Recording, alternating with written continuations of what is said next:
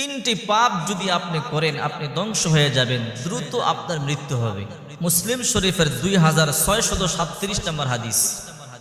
বিশ্বনবী মুহাম্মদ সাল্লাল্লাহু আলাইহি ওয়াসাল্লাম বলেন, আল্লাহ পাক রব্বুল আলামিন যখন কারো উপর রাগান্বিত হন, আল্লাহ পাক যখন কারো উপর রাগ করেন, আল্লাহ পাক তখন জিবরাইলকে বলেন, ও রাইসুল মালায়েকা, ও জিবরাইল, আমি অমুকের উপরে রাগ করেছি, তুমিও রাগ করো। জিবরাইল তার উপরে রাগ করেন, গুসা হন। জিবরাইল সপ্তম আকাশে ঘোষণা দেয়, ও সপ্তম আকাশবাসী, অমুকের উপরে আল্লাহ তাআলা রাগান্বিত হয়েছে, তোমরা রাগান্বিত হও। সবাই রাগান্বিত হয়ে যায়। সপ্তম আকাশবাসী ষষ্ঠ আকাশে ঘোষণা দেয়, হে ষষ্ঠ আকাশবাসী, অমুক ব্যক্তির উপর আল্লাহ তাআলা নারাজ। জিবরাইল নারাজ, সপ্তম আকাশবাসী নারাজ, তোমরা নারাজ হয়ে যাও।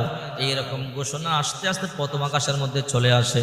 প্রথম আকাশবাসী ঘোষণা করে, হে দুনিয়াবাসী, অমুক ব্যক্তির উপর আল্লাহ তাআলা নারাজ।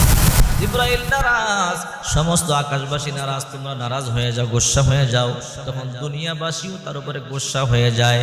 জমিন পর্যন্ত রাগ হয়ে বলে, আল্লাহ তুমি আমাকে হুকুম দাও, এই জালেমকে আমি ধ্বংস করে ফেলি। পক্ষান্তরে আবার বিশ্বনবী মুহাম্মদ সাল্লাল্লাহু আলাইহি ওয়াসাল্লাম বলেন, আল্লাহ পাক রব্বুল আলামিন যখন কাউকে ভালোবাসেন তখন বলে, ও জিবরাইল, আমি অমুক বান্দা বান্দিরে আমি ভালোবাসি। জিবরাইল, তুমিও ভালোবাসো? জিবরাইল বলে, আল্লাহ আমিও ওই আপনার বান্দা বান্দিরে ভালোবাসি।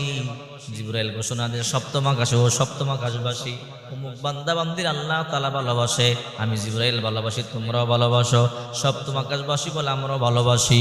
সপ্তম আকাশবাসী ষষ্ঠ আকাশে ঘোষণা দেয়, ও ষষ্ঠ আকাশবাসী, অমুক বান্দা বান্দিকে আল্লাহ ভালোবাসে, জিবরাইল ভালোবাসে। প্রথম এবং সপ্তম আকাশবাসী ভালোবাসে, তোমরাও ভালোবাসো। ঘোষণা আস্তে আস্তে প্রথম আকাশ পর্যন্ত চলে আসে। প্রথম আকাশবাসী ঘোষণা করে, হে দুনিয়াবাসী, অমুক বান্দা বান্দিকে আল্লাহ তাআলা ভালোবাসে, জিবরাইল ভালোবাসে, তোমরাও ভালোবাসো। পুরো আকাশবাসী ভালোবাসে। তখন দুনিয়ার মাখলুকাত পর্যন্ত ওই বান্দা বান্দিরে ভালোবাসতে শুরু করে দেয়। এই যে তিনটা পাপ করবেন না, তিনটা পাপ করলে আল্লাহ রাগ হয়ে যায়। এক নাম্বার পাপ হলো মিথ্যা কথা বলা, লানাতুল্লাহি আলাল কাযিবিন, মিথ্যাবাদী যারা তাদের উপর আল্লাহ তাআলার লানত। মিথ্যাবাদী যারা তাদের উপর আল্লাহ তাআলার লানত। মিথ্যা কথা বলবেন না। দুই নম্বরে গোপনে জিনা, গোপনে জিনা করবেন না। আল্লাহ পাক রব্বুল আলামিন বলেন, ওয়ালা তাকরাবুজ জিনা ইন্নাহু কানা ফাহিশাতাও ওয়া সাআ সাবিলা। জিনার দ্বারা কাছে যেমন এটা মন্দ পথ, সাবধান। জিনা করলে একদিন না একদিন আপনি ধ্বংস হয়ে যাবেন। একদিন না একদিন আল্লাহ তাআলা আপনার উপরে গজব ফালাবে। তিন নাম্বার, পিতা মাতার মনে কষ্ট দেওয়া। এই তিনটা পাপ যে ব্যক্তি করবে তার নামাজ, ইবাদত, বন্দেগী কোনো কাজে আসবে না। আল্লাহ পাক বলেন, ওয়া কাদা রাব্বুকা আল্লা তা'বুদু ইল্লা ইয়াহু ওয়া বিল ওয়ালিদাইনি ইহসানা।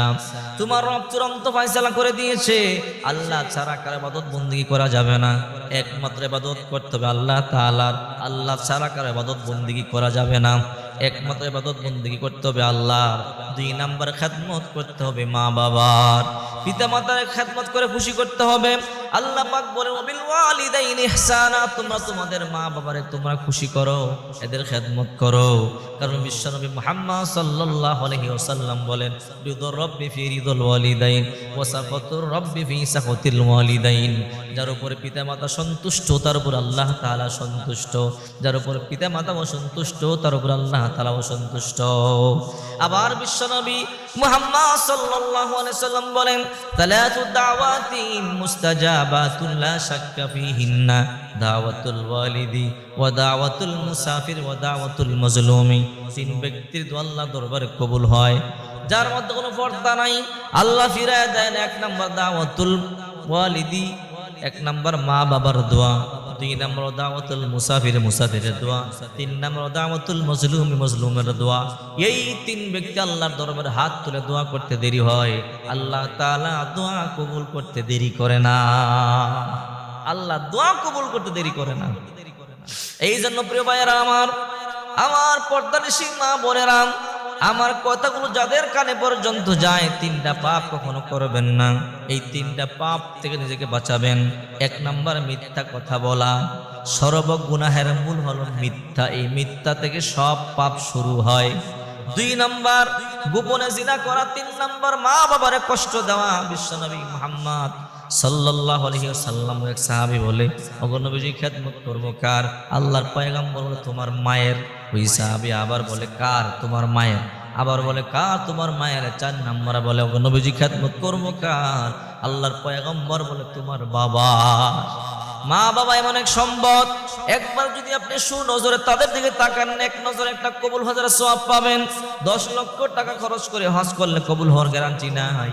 আর মা বাবার দিকে তাকাইতে দেরি হয়, আল্লাহ তাআলা কবুল হওয়ার সওয়াব লিখে দিতে বিন্দু পরিমাণ দেরি করে না। এই জন্য পিতামাতার খেদমত করবেন, মিথ্যা থেকে নিজেকে বাঁচাবেন, গোপনে জিনা থেকে বাঁচবেন।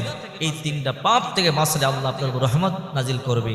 আর এই 3টা পাপ যারা করবে আল্লাহ তাদের উপর অবশ্যই গজব নাজিল